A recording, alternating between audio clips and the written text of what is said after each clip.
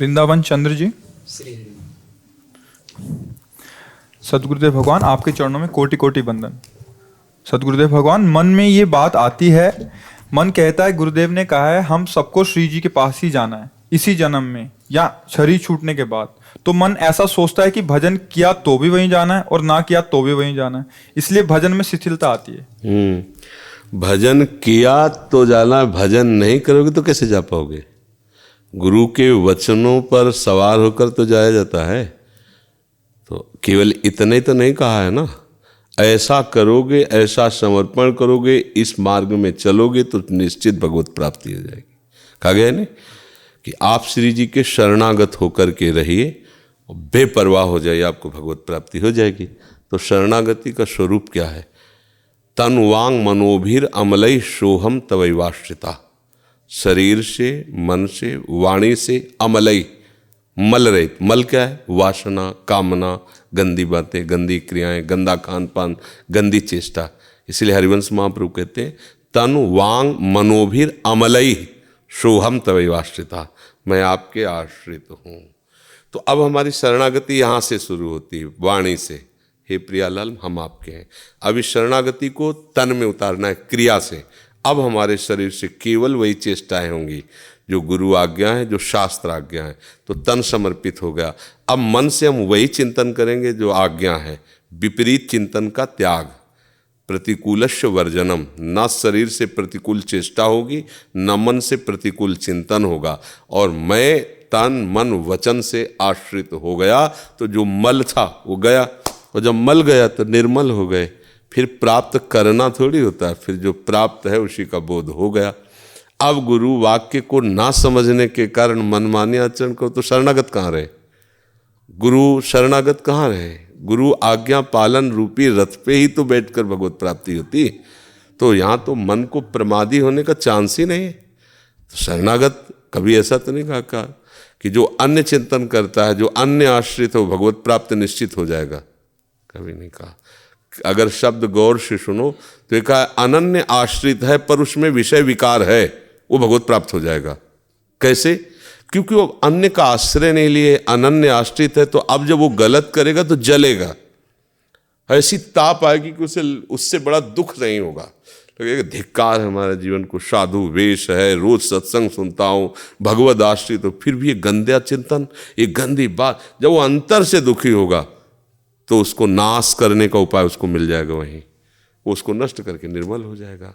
उसको छोड़ कौन नहीं पाता? जो उसमें सुख बुद्धि होती है। हम उस बात को बहुत सेफ्टी से सुखमय मानकर छुपा के रखते हैं। सब कर रहे हैं पर हमें बुरा नहीं लग रहा। बुरी आदत, बुरी बातें, बुरा चिंतन अच्छा लग रहा है, कभी वो निकल नहीं पाएगा। शरणागत हो, भजन मार्ग में चल रहे हो, गंदी बात है आपके हृदय में तो आपको अशयनी हो जाएगी। ऐसा कुछ नहीं, पहले ये हटे, आपको दृढ़ भाव आने लगेगा। कुछ नहीं है, भगवत प्राप्ति हो या नो, पहले ये दुष्ट हटे, ये हमें रोज जलाता है, रोज हमारे अंदर ऐसी बात आती, वो हट जाएगा। जब आप अंदर से दुखी होगे, अंदर से पश्चाताप करोगे तो वो आपके बल से ही बलवान है। आपको मार्ग दिखाई देगा कि ये मार्ग है, इसमें विकारों का प्रवेश नहीं होगा, अंदर ही मार्ग मिल जाता है, साधक बच जाता है। तो अब जैसे कह दिया गया आप नाम लेना शुरू करो, निश्चित आपको भगवत प्राप्ति हो जाएगी। तो नाम लेने से भगवत प्राप्ति तक क्या यात्रा है? रोज सत्संग होता है, नहीं होता? तो वो सब हमारे जीवन में आ जाएगा। आप वृंदावन वास करो, आपको भगवत प्राप्ति होगी। तो वृंदावन वास और भगवत प्राप्ति के बीच में जितनी रास्ताएं हैं वो सब सत्संग वृंदावन दिलाएगा, और उसको आचरण में धारण करो, आप वृंदावन से भगवत प्राप्त हो जाओ। नहीं तो ऐसा बीच बीच में चर्चा भी होती रहती है कि धाम वास करते हुए भी कुछ लाभ नहीं ले पाएंगे यदि आप ऐसा नहीं रहे। आज की चर्चा क्या थी? आज सुना है सत्संग कि आप भजन करते हुए भी आप भगवदानंद का अनुभव नहीं कर पाएंगे। जैसे चलनी से कोई पानी को किसी पात्र में भरना चाहे तो केवल चलनी गीली होगी, पात्र नहीं भरेगा। क्यों? चलनी से आप पानी भरना चाहते हो।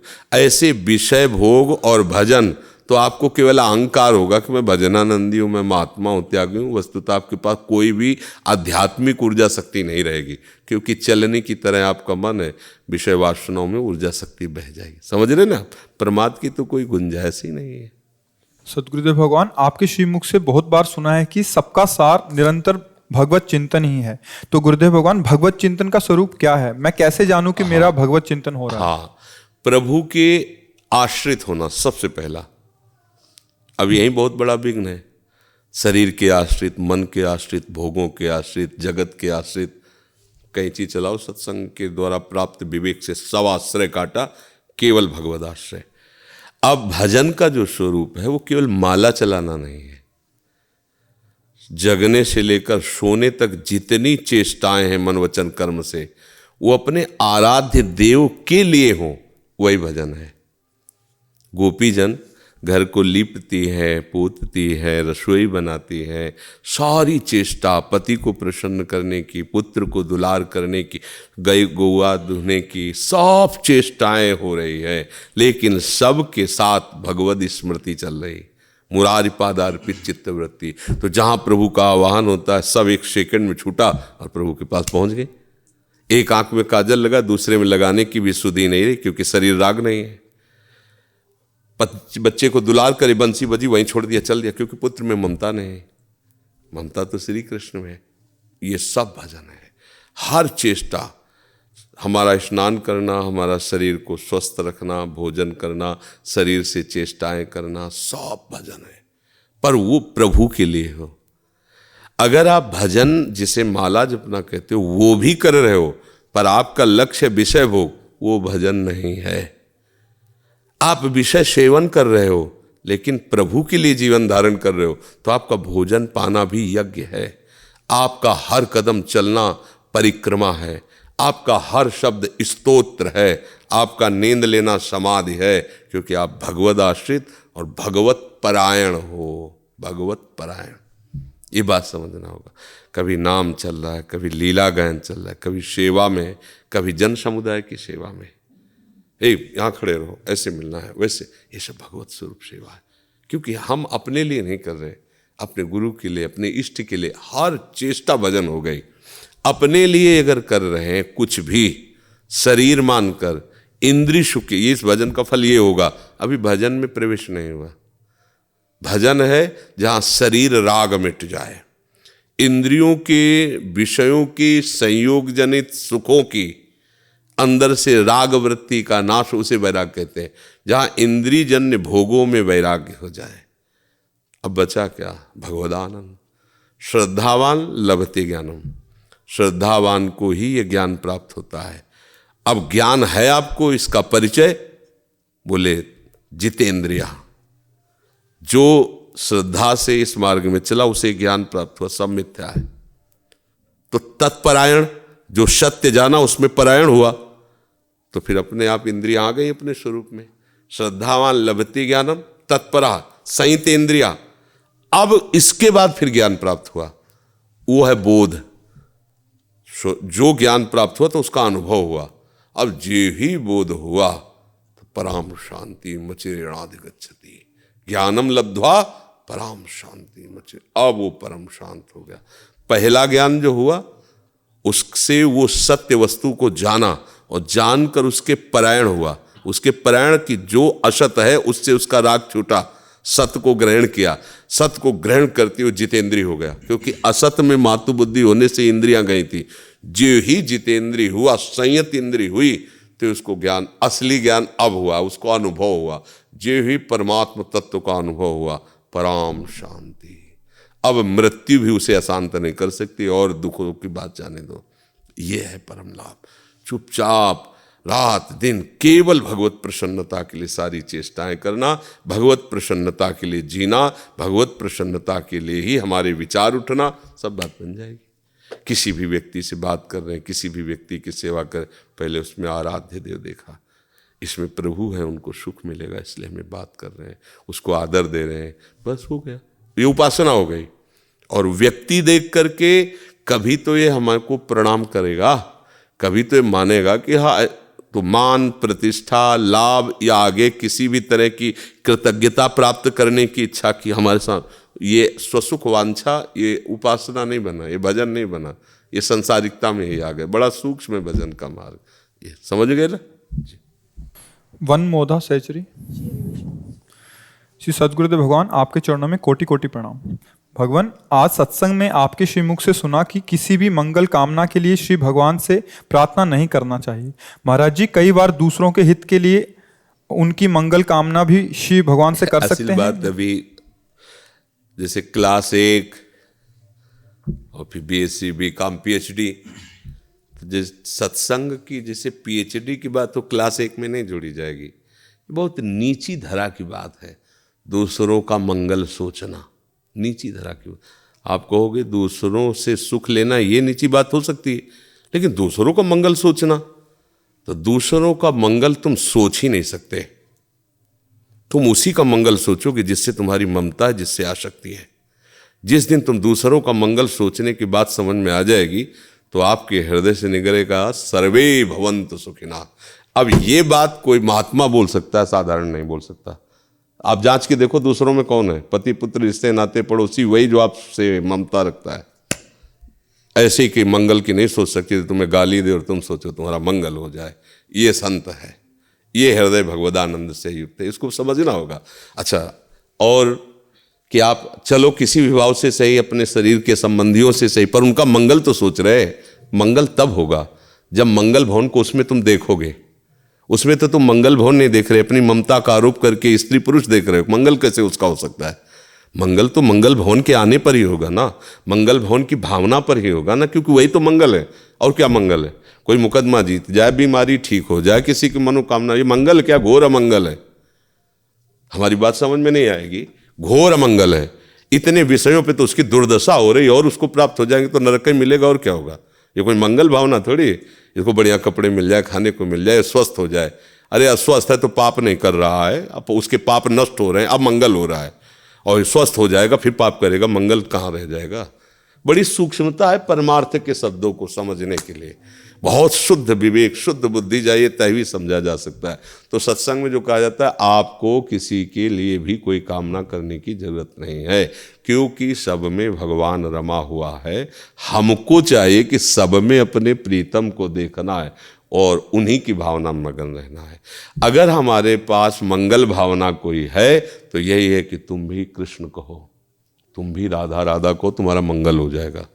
हे भगवान, इसको ऐसी शुद्ध बुद्धि दो कि आपका भजन करने लगे, जिससे इसका मंगल हो। इससे और कोई बड़ी बात नहीं। तो लक्ष्य को समझना है। जैसे कहते हैं हम तो दूसरे का हित करते हैं, क्या करते? हम रोड में हलवा पूड़ी और सब बांटते हैं, दूसरे का हित करते हैं, उसमें हमारी कोई कामना नहीं। अंदर से भगवान को साक्षी करके देखो, मान की कामना है कि नहीं, इसके बदले में कुछ मिले कामना है कि नहीं, पुण्य मिले। आगे चल कर के हम आज 10,000 की पूड़ी बांट रहे हैं, कल 1 लाख की बांटने लगे और हमारे पास 1 करोड़ स्टॉक है कि नहीं। गणित देखो, सर्वज्ञ भगवान तुम्हारे हृदय में बैठा देख रहा है, अपने आप पोल खुल जाएगी। भाई, सत्यता का प्रदर्शन नहीं होता, प्रदर्शन कुछ और होता, पर्दे के पीछे कुछ और होता है। तो पर्दा माया का लगा हुआ है, उसके पीछे जो, उसको तो तुम जान नहीं पा रहे। पर्दे का प्रदर्शन होता है, पोस्टर पर्दे का होता है। जो अंदर वस्तु होती है उसको पोस्टर में या प्रदर्शन में ला ही नहीं सकते। तो जहाँ तुम प्रश्न कर रहे हो, यहाँ अंदर की बात को समझने के लिए उत्तर मिलना है।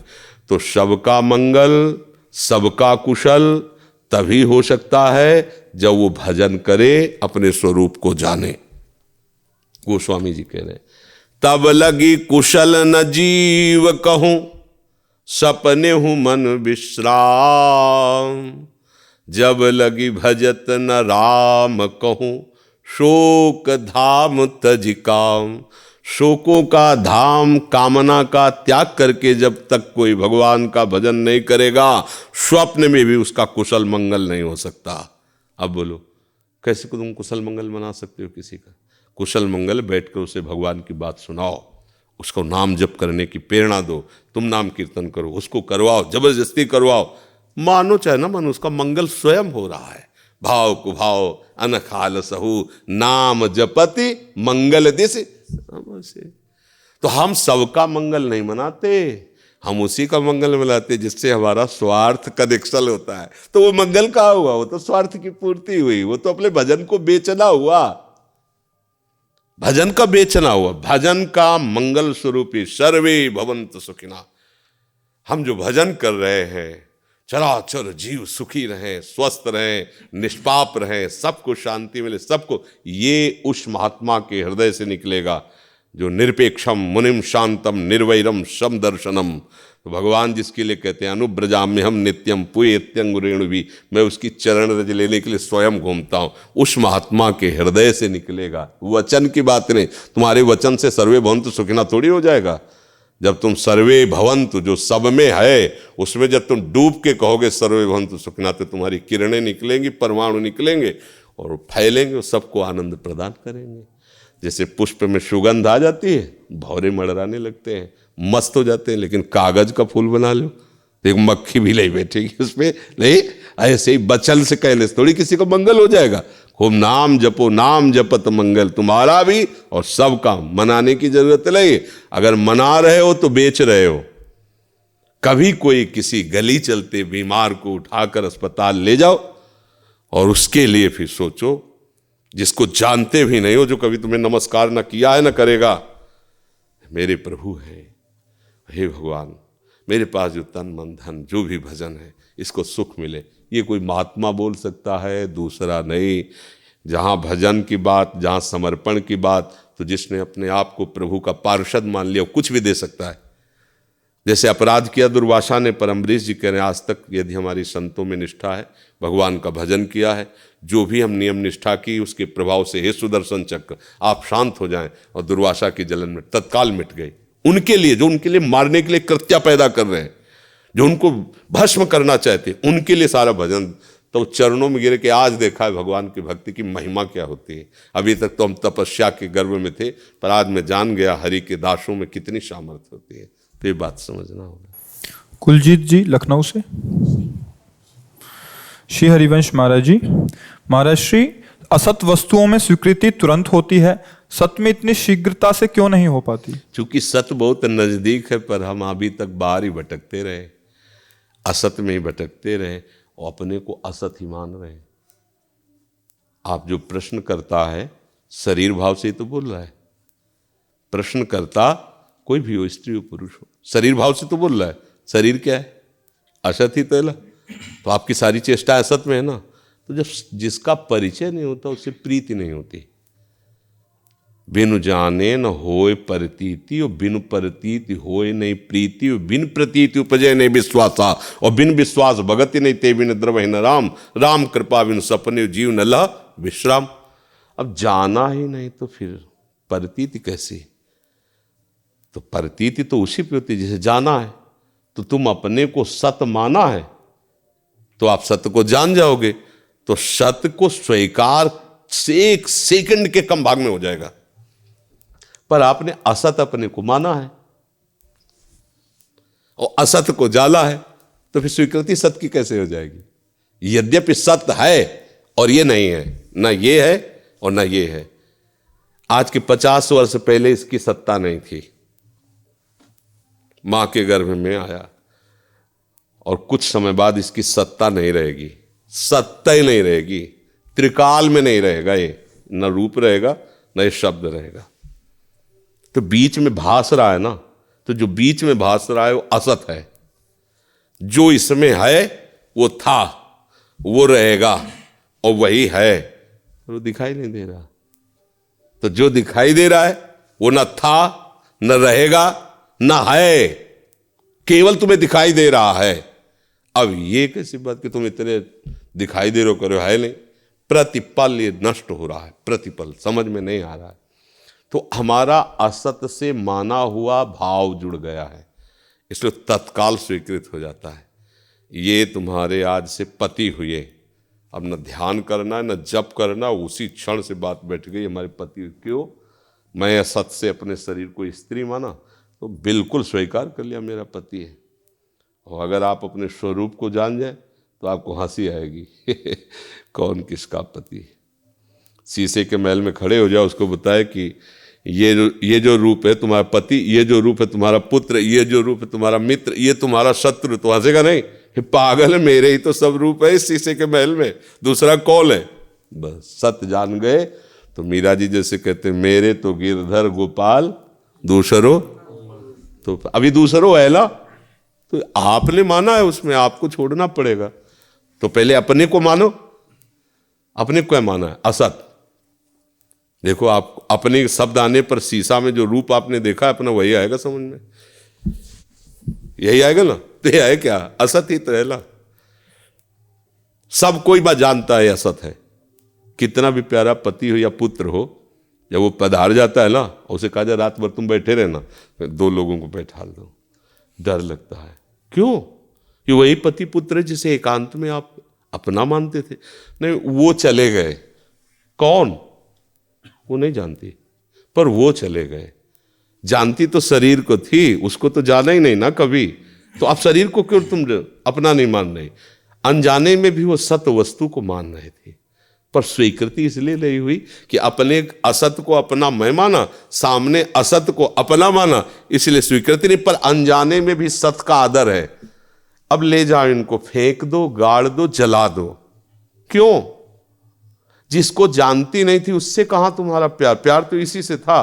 बोले ठीक है, पर वो नहीं रहे। अब वो को नहीं जाल पाई वो। अगर वो को जाल लेला तो हम न तुम दफ्तर गुम, एक ही है, दूसरा कोई है नहीं। बस अब ये थोड़ा ऊंचाई की बातें हैं। खूब नाम जप करो, सत्संग करो, धीरे धीरे समझ में आ जाए।